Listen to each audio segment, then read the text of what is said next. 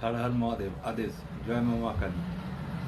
আপনি প্রচুর অর্থ উপার্জন করতে চাইছেন, তার জন্য আমি একটা ছোট্ট উপাচার আপনাদের বলে দিচ্ছি। আপনারা কি করবেন, আপনাদের যে ঘরের বসবাসের ঘরটা আছে, সেই বসবাসের ঘরের উত্তর দিশাতে একটুখানি উঁচু করে একটা কুবের দেবতার মূর্তি রেখে দিন। পুজো করবেন না, কিন্তু পুজো করতেও হবে না। আর ঠিক তার সামনে একটা কৌটোর ভেতরে করে সবুজ রঙের এলাচ পাওয়া যায়, ভর্তি করে রেখে দিন। এবং প্রতিদিন ওইখান থেকে একটা এলাচ নিয়ে আপনি খান।